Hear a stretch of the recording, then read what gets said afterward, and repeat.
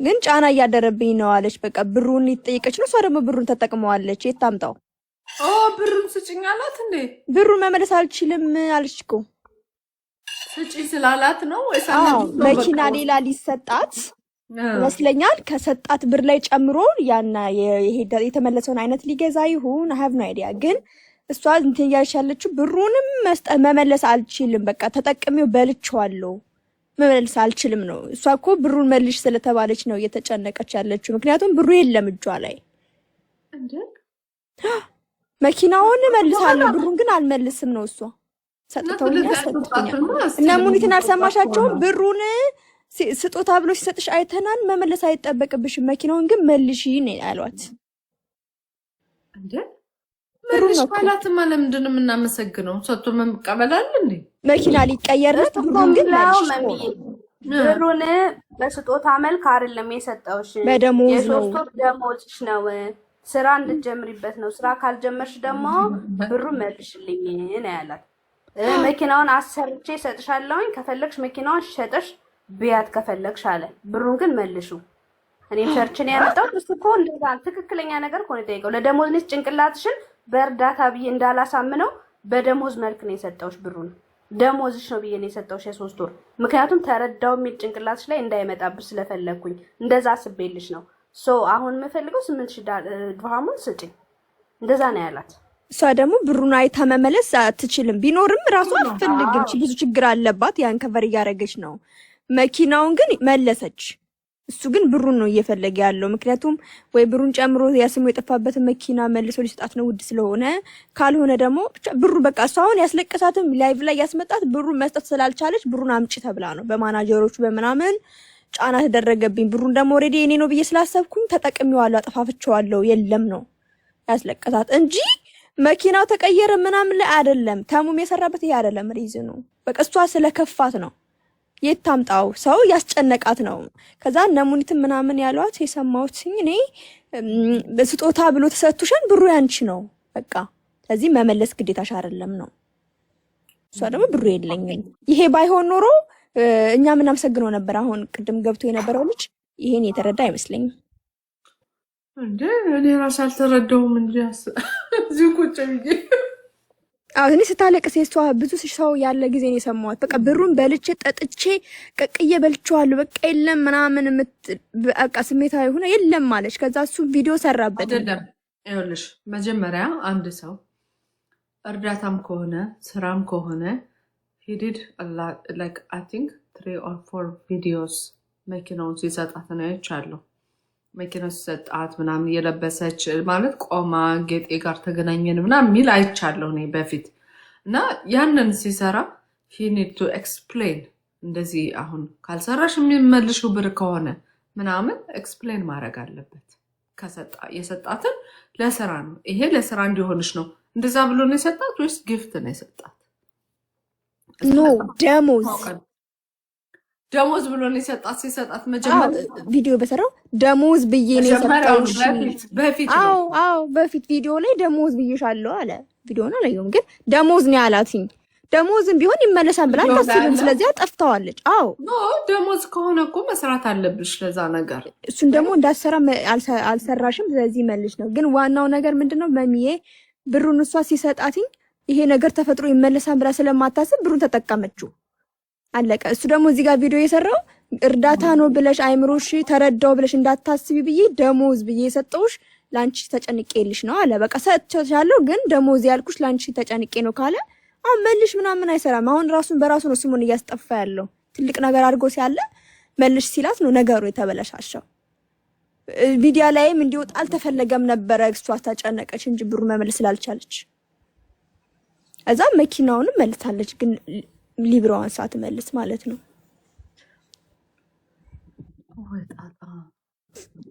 ግን እኔ አንድ ምክር አለኝ።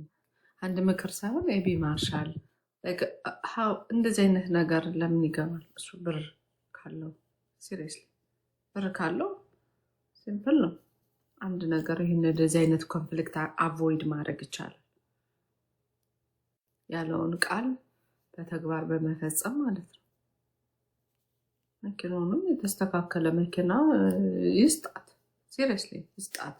እንደዚህ አይነት ከሆነ ቃል ከገባላት አይቀር ካለዚያ አርፎ መቀመጥ ነው የሚሻለው። ማናጀሩን ካር አለው ቼኑ ራሱ ሶ ኤክስፐንሲቭ ያንገቱ ምናምን እንደዚህ አይነት መኪና ይገዛል ያንገቱ ራሱ በሚያወራውማ ያ ማለት ኢትስ ኦኬ ኢፍ ሂ ሃዝ ዘ ማኒ ሲጀምር እሱ አያወራትም ማናጀር ነው የሚያወራት እሱ መጠየቅ አይችልም። አያው እዚህ ጋርም የጻፉልሽ ማናጀሩ እያለች ነው የተናገረችው። ምክንያቱም በድምጽ እሱን አላገኘችም። ማናጀር ማለት ደግሞ አንቺ ወክሎ ነው የሚያወራው። ማናጀር ካለሽ ያንቺን ነገር ነው የሚያስተላልፈው። እሱ ጋር ቪዲዮ ሲሰራ ራሱ አይደል አጠገቧ ቁጭ አለ ስልክ ላይ እንጂ ለስልክ ንግግሩ ግን መልሽ ላይ ግን ማናጀሩ ነው የሚያወራት። ማናጀሩ ነው ያላት እሱ ኤግዛክትሊ ያላላትም ማናጀሩ ነው እንደ ራሱ በቃ እሷ የምታውቀው ዝሮ እሱ እንዳላት ነው። እሱም እኮ አልካደም ግን ማናጀሩ ጋር ነው ንግግሯ። ከዛ ቪዲዮ የሰራው ላይ ይሄ ዲስሪስፔክት አደረግሽኝ እንዴት ብሩ እንደልቻው እንጂ በማናጀር ካናገራትማ የስራ ብር ነው። የስራ ብር ቢሆን ግን ኦልሬዲ ተጠቅመዋለች። ምንም ማድረግ አይቻልም። የታምጣው ሰላም ነው ቴምር እንዴት ነሽ? አሎ ሀሳብ ልስጥ በዚህ ጉዳይ።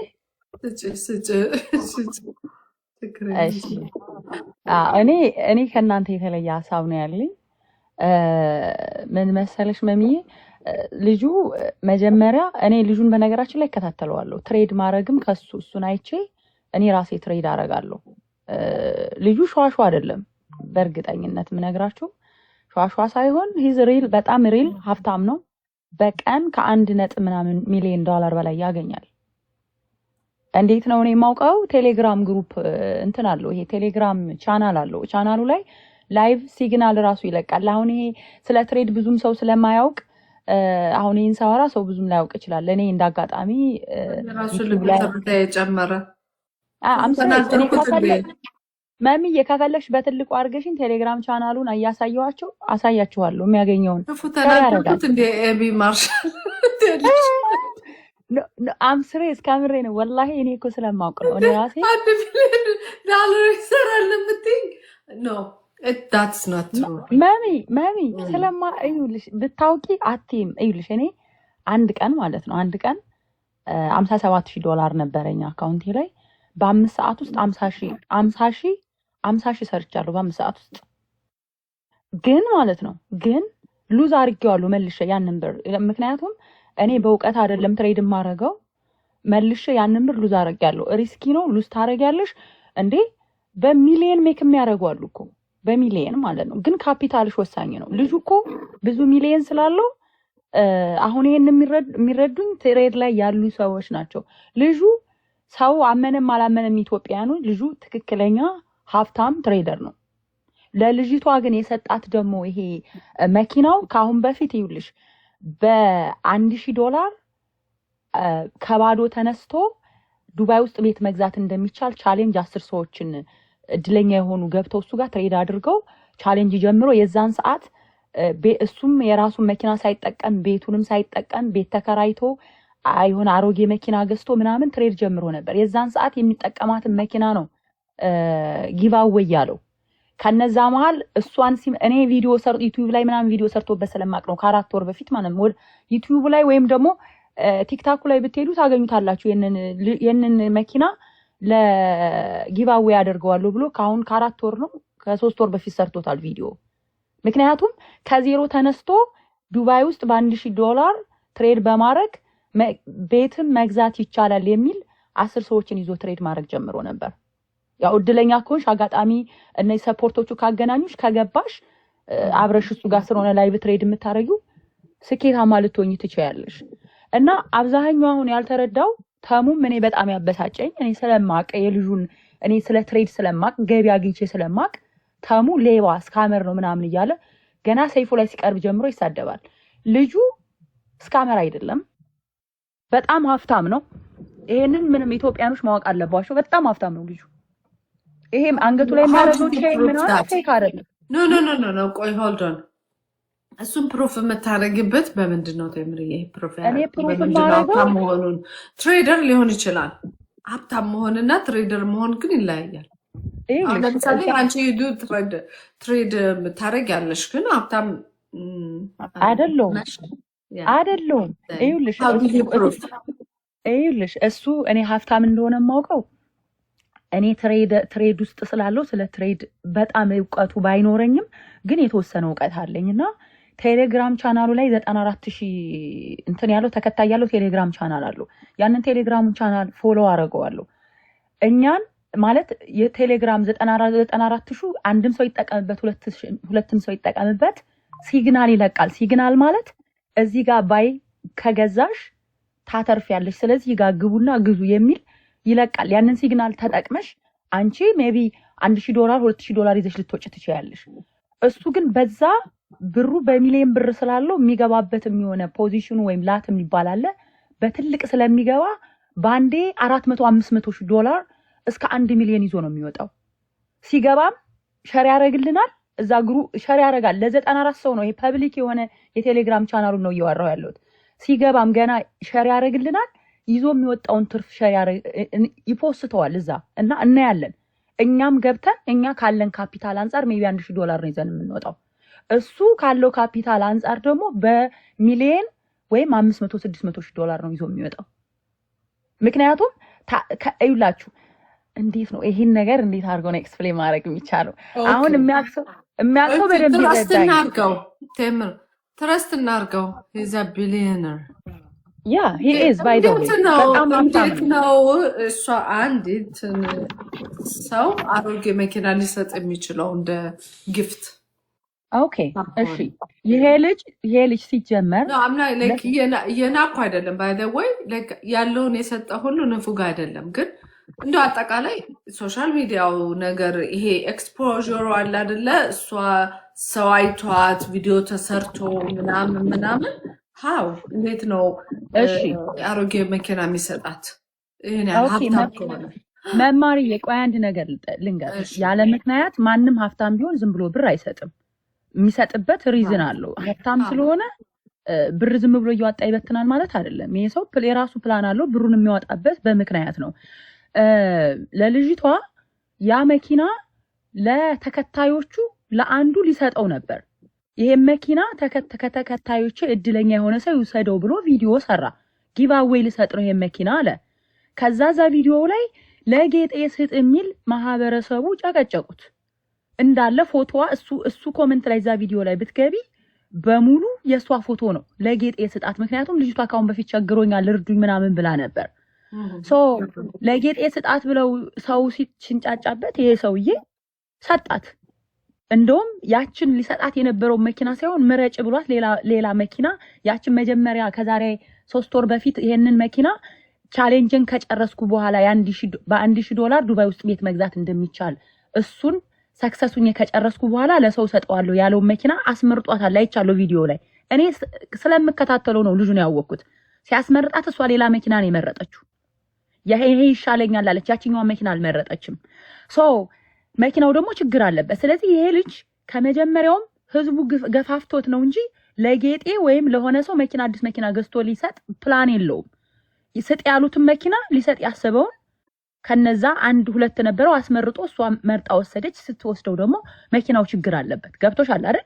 ስለዚህ ይሄ ልጅ ያለ ፕላኑ እንዴት ነው አዲስ መኪና ሊሰጣት የሚችለው? በሰው ግፊት እኮ ነው። ይሄም እኮ ለሷ ሊሰጣት ያሰበው መኪና እኮ አይደለም። ስለዚህ ልጁ $1 ቢሆን ያቀደው ለሰው ሊሰጥ የነበረው መኪና ህዝቡ ስጥ ስላለው ነው እንጂ የሰጣት አሮጌ መኪናም ሆነ ያንን መኪና ለሌላ ሰው ያለ ፕላኑ ገዝቶ እሷ ብቻ ህዝቡ ስለገፋፋው ብቻ አዲስ መኪና ገዝቶ ሊሰጣት አይችልም። ያቀደውን ችግርን ቢኖርበት የሚወስደው ሰው የሱ ተከታይ የሆነ አሰርቶ ሊጠቀምበት ይችላል። ኢትስ ፍሪ ባይ ዘ ዌይ ፍሪ እኮ ነው። ይሄ ልጅ እኮ ያንንም ህዝቡ እንትንም ስላለ 8,000 ሪያል እኮ ሰጥቶታል። ቴንክ ዩ ነው እኮ መባል ያለበት። በኢትዮጵያ ወደ 300 ምናምን ሺህ ብር ማለት ነው። ወደ 300-400 ሺህ ብር የሚጠጋ መኪናው ራሱ ያ መኪና ከነ ችግሩ ቢሸጥ እስከ 11,000 ሪያል ያወጣል እየተባለ ነው። ስለዚህ ይሄ ልጅ ዋይ ለምን ይሰደባል? የሰው ልጅ አንድም ብር ቢሆን መሰደብ የለበትም። ቴንኪው እንደውም ይውልሽ እነተሙ ስሙን ሲያጠፉ እሷ ስማርት ብትሆን ሌላም ሰው እንዲረዳት እንዳዝንላት አንዳንድ ጊዜ እኮ እሱ ላይ ያረገችውን አይቶ ሰው ላይ ረዳት ይችላል። ኦኬ አትስደቡት። መኪናው ችግር አለበት። ከመጀመሪያውም ለኔ ሊሰጠኝ አስቦ አይደለም። ግን 8,000 ሪያል ሰጥቶኛል። ቀኑን ደግሞ እናንተ ኢትዮጵያኖች አግዙኝ። መኪናው ግን ችግር አለበት። ልጁ ከነ ችግሩም ቢሆን ለፎሎወሮቹ ሰጥቶ አሰርተው እንዲጠቀሙበት ያሰበው መኪና ሊሆን ይችላል የሚልና ተሙ ሲሰድበው ተሙ ማስቆም ነበረባት።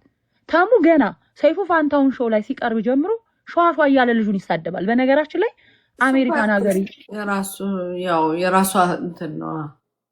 ኖ ሂዝ ናት ራይት ባይ ዘ ዌይ። አንድን ሰው ሌባ ብለሽ መማር አንቺን ሌባ ብለው ሲሰድቡሽ ስለ አንቺ ሌብነትሽን ወይም ሸዋሿ መሆንሽን ኤቪደንስ 100% መሆን አለባቸው። ይሄ ሶሻል ሚዲያ ላይ እውቅናን ተጠቅሞ የሰው ስም ማጥፋት ትክክል አይደለም እኮ።